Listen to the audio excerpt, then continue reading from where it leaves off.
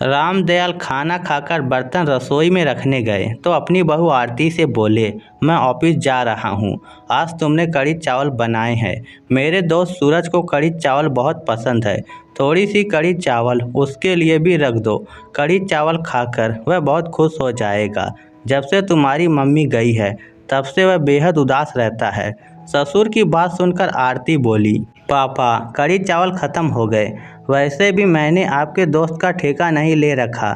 मैंने कढ़ी चावल सिर्फ अपने परिवार के लिए बनाए थे, लोगों को बांटने के लिए नहीं। यदि आपको दोस्तों को खिलाने का इतना ही शौक है तो खुद बनाकर खिला दीजिए।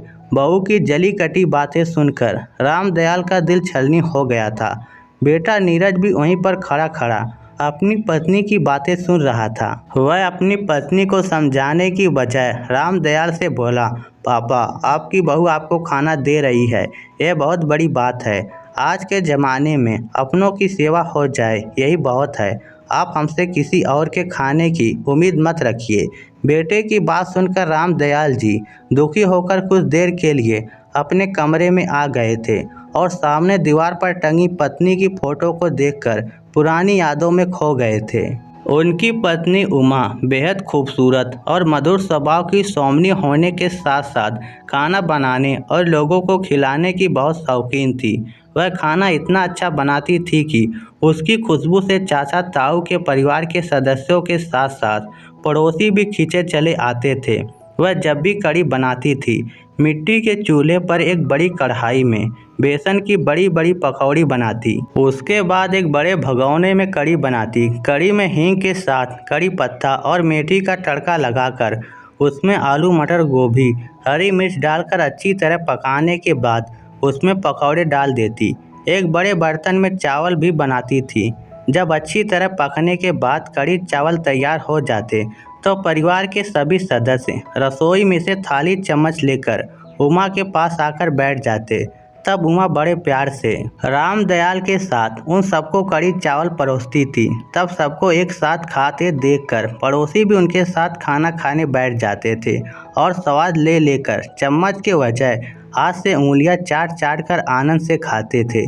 तब उमा उन्हें देखकर बहुत खुश होती थी। उसके हाथ में इतनी बरकत थी कि खाना कभी कम नहीं पड़ता था।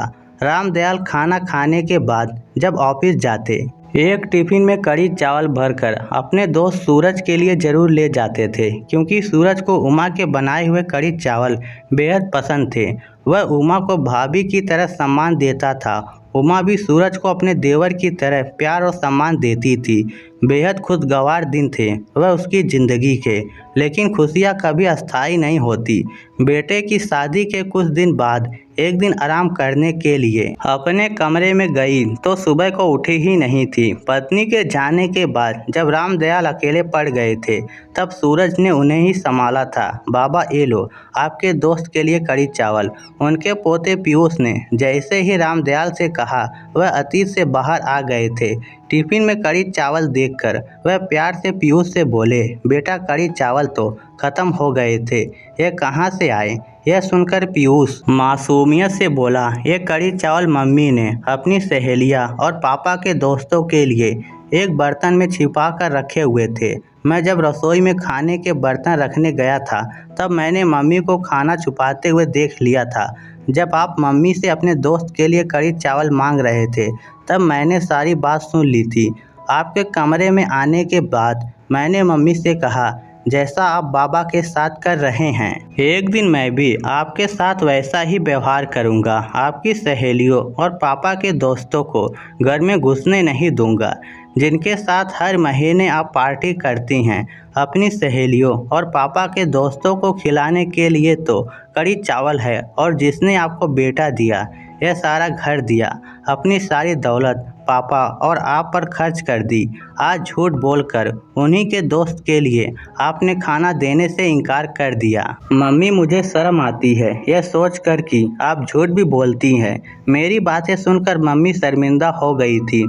उन्होंने मुझे टिफ़िन पैक करके दे दिया। बाबा शर्म के कारण मम्मी की आपके सामने आने की हिम्मत नहीं पड़ रही थी। बाबा आज के बाद मम्मी आपसे कभी झूठ नहीं बोलेगी। पीयूष की बातें सुनकर रामदयाल के चेहरे पर मुस्कान आ गई थी। प्यार से उन्होंने पीयूष को गले से लगा लिया। तो दोस्तों, इस स्टोरी को लेकर आपकी क्या राय है, नीचे कमेंट करके हमें ज़रूर बताइएगा। धन्यवाद।